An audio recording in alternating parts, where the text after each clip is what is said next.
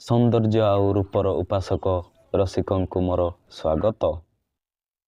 କୁରୂପକୁ କେବେ ଆଇନା ରଖିବାରେ ଦେଖିଛନ୍ତି? ଚେହେରାରେ ଝୁରିଆ ଦେଖି ମନ ବିଚଳିତ କାହିଁକି ହେଇଯାଏ? କୌଣସି କୁରୂପକୁ ଦେଖି ମନରେ କ'ଣ ବିଚାର ଉଠେ? କ'ଣ ଯାହା ଦେଖାଯାଏ ତାହା ସୁନ୍ଦର ଅଟେ, ଅସୁନ୍ଦର ଅଟେ, କି ରୂପହୀନ, ଆକାରହୀନ, ସୂତ୍ରଧାର ଚରିତ୍ରର ପ୍ରବେଶ ହୋଇସାରିଛି? ନାଟକ ଆରମ୍ଭ କର। ସେ କିଏ ଯାହାକୁ ମୁଁ ଦେଖିପାରୁନାହିଁ? ସେ କିଏ ଯିଏ ଅନ୍ଧାରରେ ପ୍ରବେଶ କରୁଛି?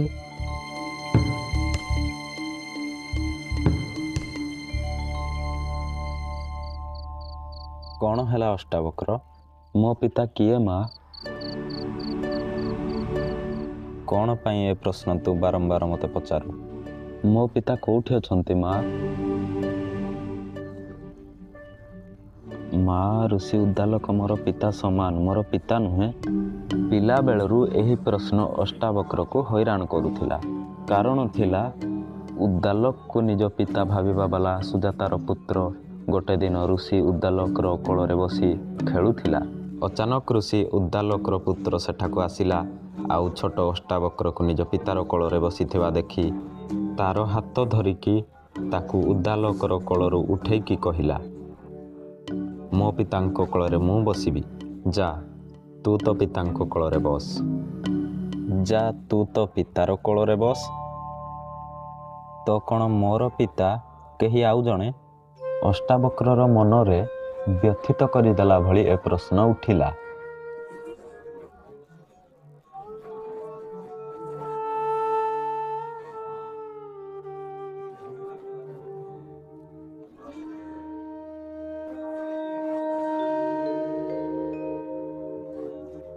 ମା, ତୁ କ'ଣ ମୋତେ ଏବେ ବି ଏତେ ଛୋଟ ଭାବୁଛୁ କି ମୁଁ ନାନା ଆଉ ପିତାର ଭେଦ ବୁଝିପାରିବିନି? ଯେବେ ଯେବେ ମୁଁ ତୁମକୁ ପ୍ରଶ୍ନ କଲି ତେବେ ତେବେ ତମେ ମୋତେ ଟାଳିଦେଲ। ଦିନ, ମାସ, ବର୍ଷ, ବର୍ଷାନୁବର୍ଷ ଗୋଟେ ହିଁ ଉତ୍ତରର ପ୍ରତୀକ୍ଷା, କିଏ ମୋର ପିତା? ମା, ତୋର ଆଉ ମୋ ଭିତରେ କେବଳ ମୋ ପିତା ଅଛନ୍ତି, ତ ମୁଁ ଅନ୍ୟକୁ କ'ଣ ପାଇଁ ପଚାରିବି? ମା, ମୁଁ ମୋ ଶରୀର ସହିତ ନିଜ ମନକୁ ବି କଡ଼ା କରିଦେଇଛି। କହିଦେ ସତ, ମୁଁ କୌଣସି ବି ଆଘାତ ସହିବା ପାଇଁ ପ୍ରସ୍ତୁତ ଅଛି। ମା, ମୁଁ ନିର୍ଣ୍ଣୟ କରିନେଇଛି, ଯଦି ଆଜି ମୋତେ ପ୍ରଶ୍ନର ଉତ୍ତର ନ ମିଳିବ ତ ମୁଁ ପୁରା ଗାଁ ବାଲାଙ୍କୁ ପଚାରିବି। ତୋର ପିତା ଆଚାର୍ଯ୍ୟ କାହୋଡ଼ ଥିଲେ। ମୁଁ ଶୁଣୁଛି ମା। ନିର୍ଧନ ଥିଲେ ତୋର ପିତା। ଏଥିପାଇଁ ତୋର ଜନ୍ମ ପୂର୍ବରୁ ଦିନେ ଧନର ଆଶାରେ ସେ ଜନକଙ୍କ ଦରବାରକୁ ଗଲେ। ସେଠାରେ ବନ୍ଦୀ ନାମକ ଜଣେ ପଣ୍ଡିତ ଥିଲେ। ତୋର ପିତା ସେ ପଣ୍ଡିତଙ୍କୁ ଶାସ୍ତ୍ରାର୍ଥ ପାଇଁ ଆହ୍ୱାନ କଲେ। ଭାବିଥିଲେ ବନ୍ଦୀକୁ ହରେଇକି ସେ ଜନକଙ୍କ ଠାରୁ କିଛି ଧନ ପ୍ରାପ୍ତ କରିପାରିବେ। କିନ୍ତୁ ଜ୍ଞାନର ଅଭିମାନରେ ସେ ଅଭିମାନୀ ତୋ ପିତାଙ୍କ ସାମ୍ନାରେ ଗୋଟେ ସର୍ତ୍ତ ରଖିଲା କି ଯିଏ ଏ ଶାସ୍ତ୍ରାର୍ଥରେ ହାରିବ ସେ ଜଳରେ ବୁଡ଼ି ମରିବ। ଭୋକ ଆଉ ଦରିଦ୍ରତା କ'ଣ ନ କରାଏ। ତୋ ପିତା ସର୍ତ୍ତ ମାନିନେଲେ। ତୋର ପିତା ହାରିଗଲେ। ସର୍ତ୍ତ ଅନୁସାରେ ସେ ଜଳ ସମାଧି ନେଇଗଲେ।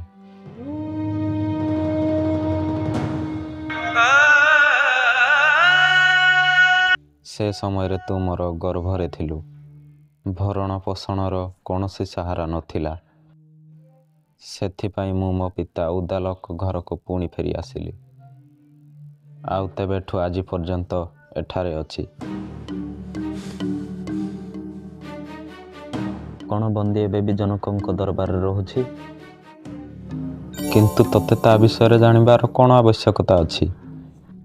ଦରକାର ଅଛି ମା। ଯେବେ ପର୍ଯ୍ୟନ୍ତ ମୁଁ ବନ୍ଦୀକୁ ତାର ଖୋଳିଥିବା ଗାତରେ ନ ପକେଇଛି ମୋର ମନ ଶାନ୍ତ ହେବନି।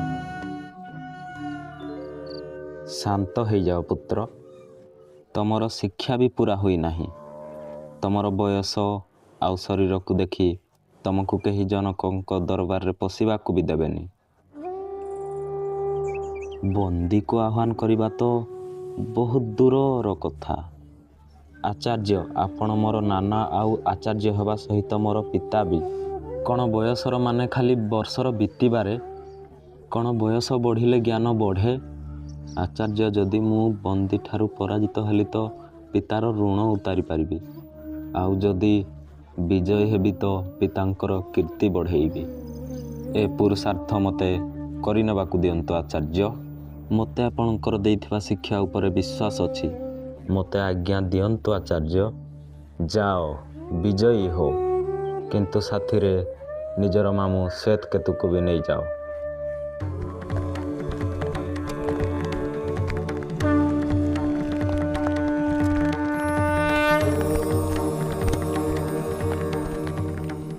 ଆଉ ରସିକ ଏହି ପ୍ରକାର ନିଜ ନାନା ଆଉ ଆଚାର୍ଯ୍ୟ ଉଦ୍ଦାଲକଙ୍କ ଆଶୀର୍ବାଦ ନେଇ ଅଷ୍ଟାବକ୍ର ଆଉ ଶ୍ଵେତକେତୁ ଜନକଙ୍କ ନଗରୀ ପହଞ୍ଚିଲେ।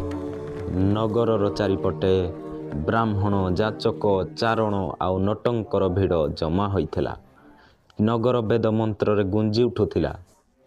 ମହାରାଜ ଜନକ ବାଜପେୟୀ ଯଜ୍ଞର ଆୟୋଜନ ଯେଉଁ କରିଥିଲେ, ବନ୍ଦୀକୁ ଖୋଜି ଖୋଜି ଭିଡ଼ରୁ ଏଡ଼ାଇ ଦୁହେଁ ଯଜ୍ଞଭୂମିର ଦ୍ୱାରରେ ଆସି ପହଞ୍ଚିଲେ। ଦ୍ୱାରପାଳ ତାଙ୍କୁ ଅଟକାଇଲା। ହେ ବ୍ରାହ୍ମଣ ପୁତ୍ର, ତୁମେମାନେ ବିନା ଅନୁମତିରେ ଭିତରକୁ କେମିତି ଯାଉଛ? ଦ୍ୱାରପାଳ, ଆମେ ଆଚାର୍ଯ୍ୟ ବନ୍ଦୀକୁ ଖୋଜୁଛୁ। ମୁଁ ତାଙ୍କୁ ଶାସ୍ତ୍ରାର୍ଥ ପାଇଁ ଆହ୍ୱାନ ଦେବାକୁ ଆସିଛି। ବ୍ରାହ୍ମଣ ପୁତ୍ର, ତମେମାନେ ଏବେ ବାଳକ ଅଛ। ଆଚାର୍ଯ୍ୟ ବନ୍ଦୀକୁ ଆହ୍ୱାନ ଦେବା ଅପେକ୍ଷା କୌଣସି ଆଚାର୍ଯ୍ୟଙ୍କ ଆଶ୍ରମରେ ଯାଇ ଶିକ୍ଷା ଗ୍ରହଣ କର। ନିଆଁର ଗୋଟେ ଛୋଟ ଚିଙ୍ଗାରି ବି ପୁରା ଜଙ୍ଗଲକୁ ଜଳେଇକି ପାଉଁଶ କରିପାରେ। ବାଳ ପାଚିଗଲେ କେହି ଜ୍ଞାନୀ ହୋଇଯାଏ ନାହିଁ, କିମ୍ବା ଧନ ସମ୍ପତ୍ତି କିମ୍ବା ପୃଷ୍ଠଭୂମି ଜଣେ ମଣିଷକୁ ମହାନ କରେ ନାହିଁ। ଜ୍ଞାନର ସାଧନା କରିବା ବାଲା ହିଁ ବୃଦ୍ଧ ଆଉ ମହତ୍ତ୍ୱ ହୋଇଥାଏ। ଆମେ ଜ୍ଞାନ ବୃଦ୍ଧ ଅଟୁ, ସେଥିପାଇଁ ଆମକୁ ଭିତରକୁ ଯିବାକୁ ଦିଅ, କିମ୍ବା ମହାରାଜ ଜନକ ଏବଂ ଆଚାର୍ଯ୍ୟ ବନ୍ଦୀକୁ ଆମ ଆଗମନର ସୂଚନା ଦିଅ। ଭିତରକୁ ଆସିବାକୁ ଦିଅ। ଆଶ୍ୱସେନ, ସେମାନଙ୍କୁ ଭିତରକୁ ଆସିବାକୁ ଦିଅ।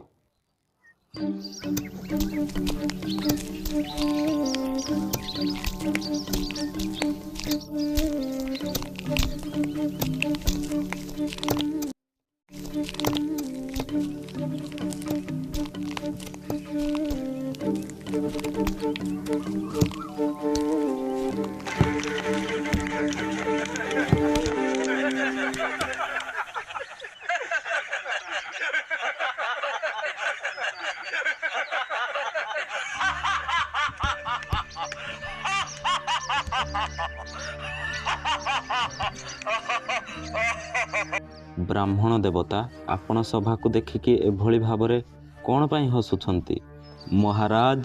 ମହାରାଜ, ମୁଁ ତ ଏଇଆ ଭାବିକି ଆସିଥିଲି କି ଜନକଙ୍କ ସଭାକୁ ଆସିକି ଏ ବିଦ୍ୱାନମାନଙ୍କ ମଧ୍ୟରେ ମୁଁ ଆଚାର୍ଯ୍ୟ ବନ୍ଦୀଙ୍କୁ ଶାସ୍ତ୍ରାର୍ଥ ପାଇଁ ଆହ୍ୱାନ ଦେବି, କିନ୍ତୁ ଏଠାକୁ ଆସିକି ମୋତେ ଲାଗିଲା କି ଇଏ ତ ମୂର୍ଖମାନଙ୍କର ସଭା ଅଟେ। ରାଜନ, ମୁଁ ମୋର ହସିବାର କାରଣ ତ କହିଦେଲି। ଏବେ ଆପଣ ଆପଣଙ୍କର ମୂର୍ଖ ବିଦ୍ୱାନମାନଙ୍କୁ ପଚାରନ୍ତୁ କି ସେମାନେ କାହା ଉପରେ ହସିଲେ? ମୋ ଉପରେ? କି ସେ କୁମ୍ଭାର ଉପରେ, ଯିଏ ମୋତେ ଗଢ଼ିଲା? ପଚାର, କାହା ଉପରେ ହସିଲେ ଏମାନେ ସବୁ?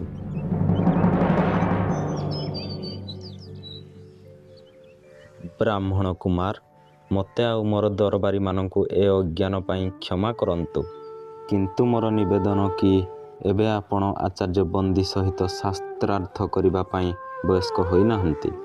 ଆଚାର୍ଯ୍ୟ ବନ୍ଦୀ ସହିତ ଶାସ୍ତ୍ରାର୍ଥ କରିବା କଠିନ ଅଟେ।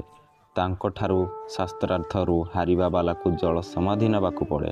ସେଥିପାଇଁ ଏବେ ଆପଣ ଆହୁରି ବିଦ୍ୟା ଅଧ୍ୟୟନ କରନ୍ତୁ। ରାଜନ, ଆଚାର୍ଯ୍ୟ ବନ୍ଦୀ ସହିତ ଶାସ୍ତ୍ରାର୍ଥ ପାଇଁ ମୋ ଉପରେ ଗୁରୁକୃପା ହିଁ ପର୍ଯ୍ୟାପ୍ତ ଅଟେ। ଆଉ ଯିଏ ଅମର ଅଟେ, ତାକୁ ମୃତ୍ୟୁର କ'ଣ ଭୟ? କୌଣସି ମହାନ ଉଦ୍ଦେଶ୍ୟ ପାଇଁ ପ୍ରାଣ ଦେବା ମୃତ୍ୟୁ ହୋଇନଥାଏ। ଆପଣ ଆଚାର୍ଯ୍ୟ ବନ୍ଦୀଙ୍କ ସାମ୍ନାରେ ମୋତେ ପ୍ରସ୍ତୁତ କରନ୍ତୁ। ମୁଁ ହେଉଛି ଆଚାର୍ଯ୍ୟ ବନ୍ଦୀ। ମୁଁ ତୁମ ସହିତ ଶାସ୍ତ୍ରାର୍ଥ କରିବା ପାଇଁ ପ୍ରସ୍ତୁତ ଅଛି, କିନ୍ତୁ କ'ଣ ତୁମକୁ ମୋର ସର୍ତ୍ତ ସ୍ୱୀକାର ଅଛି? ଗୋଟେ ହିଁ କଥା ବାରମ୍ବାର କହି ଆପଣ ଆମକୁ ଭୟଭୀତ କରିବାର ବିଫଳ ଚେଷ୍ଟା କ'ଣ ପାଇଁ କରୁଛନ୍ତି? ଚାହିଁବ ତ ତମେ 2 ଜଣ ଯାକ ମୋ ସହିତ ଏକା ସଙ୍ଗରେ ଶାସ୍ତ୍ରାର୍ଥ କରିପାରିବ। ମୁଁ ଏକୁଟିଆ ଅଛି ଆଉ ଏକୁଟିଆ ହିଁ ଆପଣଙ୍କ ସହିତ ଶାସ୍ତ୍ରାର୍ଥ କରିବି।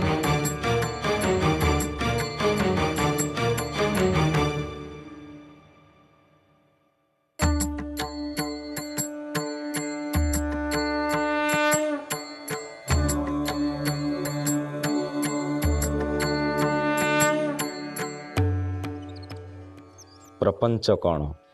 ଯାହା ବି କିଛି ଦେଖାଯାଏ, ଯାହା ବି କିଛି ତାହା ପ୍ରପଞ୍ଚ ଅଟେ। ଯାହା ଦେଖାଯାଏର ତାତ୍ପର୍ଯ୍ୟ କ'ଣ? ଯାହା ଦୃଷ୍ଟିଗୋଚର, ମନ ଆଉ ଇନ୍ଦ୍ରିୟର ବିଷୟ। ଯାହାକୁ ମୁଁ ସ୍ୱୟଂ ଜାଣିଛି ତାହା ଦୃଶ୍ୟ।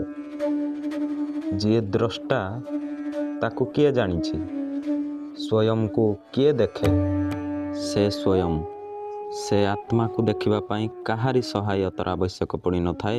ଯେମିତି ସୂର୍ଯ୍ୟକୁ ପ୍ରକାଶ କରିବା ପାଇଁ ଦୀପର ଆବଶ୍ୟକ ପଡ଼େ ନାହିଁ, ସେ ସ୍ୱୟଂ ପ୍ରକାଶମାନ ଅଟେ।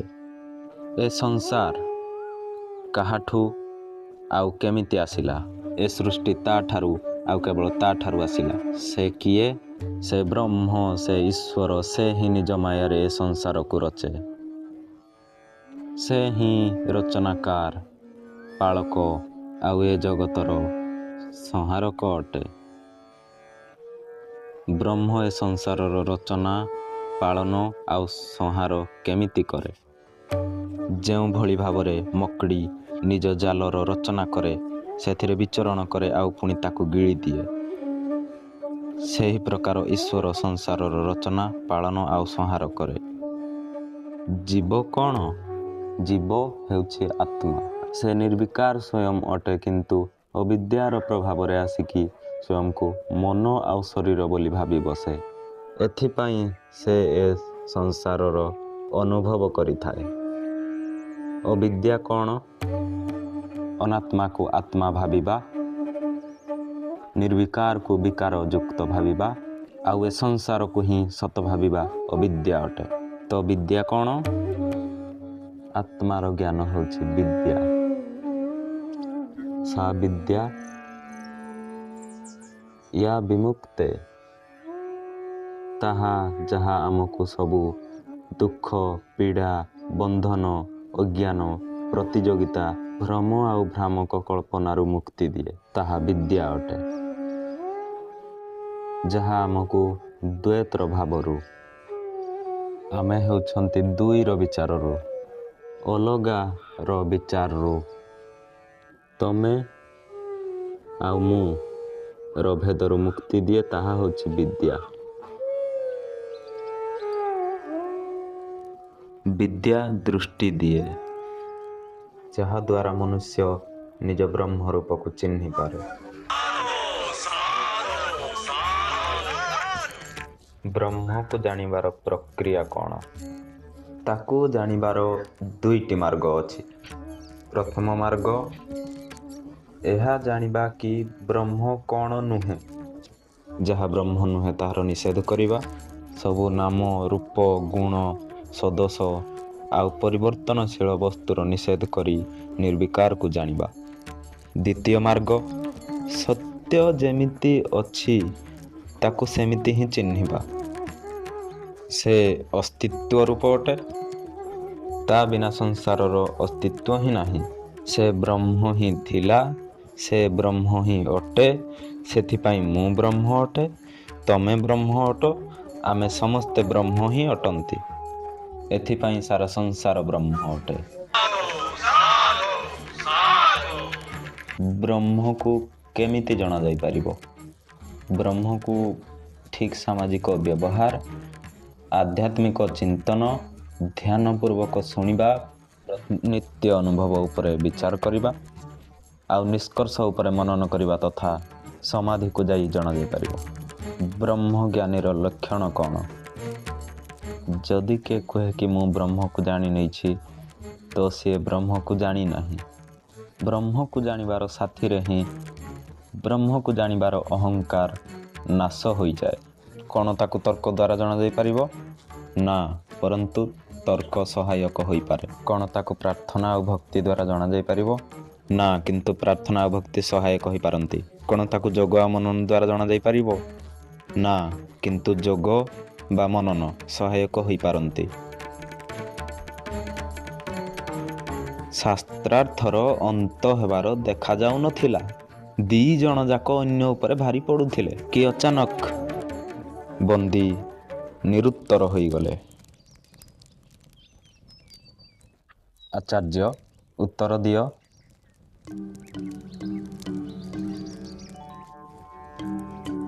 ଆଚାର୍ଯ୍ୟ, ଉତ୍ତର ଦିଅ। अष्टावक्र की जय, अष्टावक्र की जय।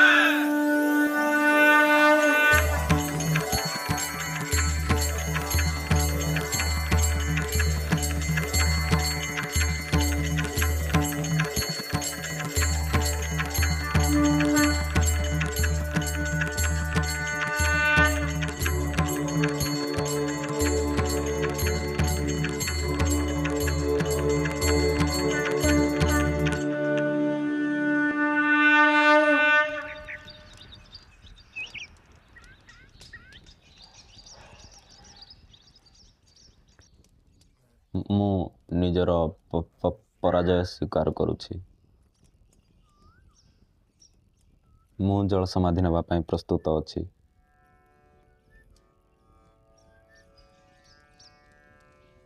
ମୁଁ ଆପଣଙ୍କୁ ଜଳ ସମାଧି ଦେବା ପାଇଁ ଆସିନାହିଁ ବନ୍ଦୀ।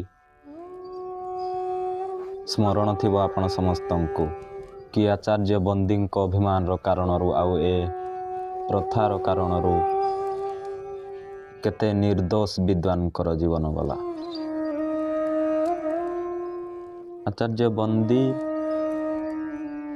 ସ୍ମରଣ କରନ୍ତୁ ଆଚାର୍ଯ୍ୟ କାହଡ଼ଙ୍କୁ। ମୁଁ ସେହି ଆଚାର୍ଯ୍ୟ କାହଡ଼ର ପୁତ୍ର।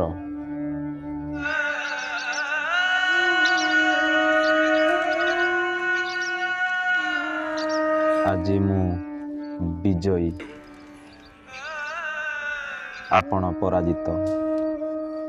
ମୁଁ ଚାହିଁବି ତ ଆପଣଙ୍କୁ ଜଳ ସମାଧି ଦେଇପାରିବି, କିନ୍ତୁ ମୁଁ ଏମିତି କରିବିନି ଆଚାର୍ଯ୍ୟ ବନ୍ଦୀ। କ୍ଷମା ହିଁ ମୋର ପ୍ରତିଶୋଧ ଅଟେ। ମୁଁ ଆପଣଙ୍କୁ କ୍ଷମା କରୁଛି ଆଚାର୍ଯ୍ୟ ବନ୍ଦୀ।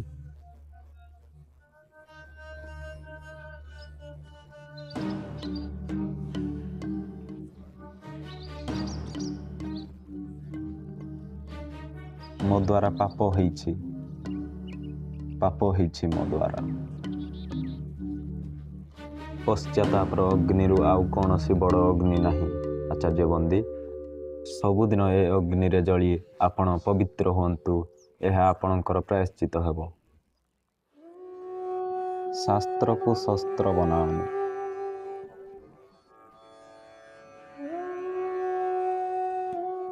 ମହାରାଜ, ଶାସ୍ତ୍ର ଜୀବନର ବିକାଶ କରନ୍ତି, ଶସ୍ତ୍ର ଜୀବନର ବିନାଶ। ଯେତେ ପୁରୁଣା ଅଟେ ହିମାଳୟ, ଯେତେ ପୁରୁଣା ଅଟେ ଗଙ୍ଗା, ସେତେ ହିଁ ପୁରୁଣା ଅଟେ ଏ ସତ୍ୟ। ହିଂସା ଦ୍ୱାରା କେବେ କେହି ବି କାହାକୁ ଜିତି ନାହାନ୍ତି।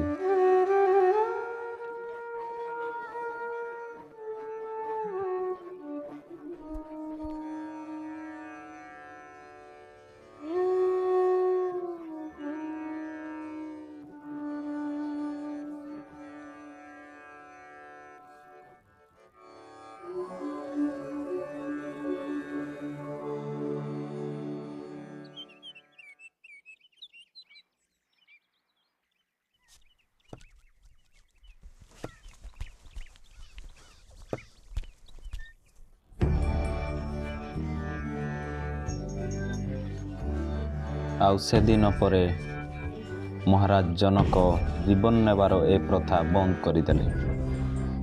ବିବେକ ଜିତିଲା, ଅହଙ୍କାର ହାରିଲା। ସତ କହିଥିଲେ ଅଷ୍ଟାବକ୍ର। ଯେତେ ପୁରୁଣା ପର୍ବତ, ଯେତେ ପୁରୁଣା ନଦୀ, ସେତେ ହିଁ ପୁରୁଣା ସତ୍ୟ କି ହିଂସା ଦ୍ୱାରା କେବେ କେହି ବି କାହାକୁ ଜିତି ନାହାନ୍ତି।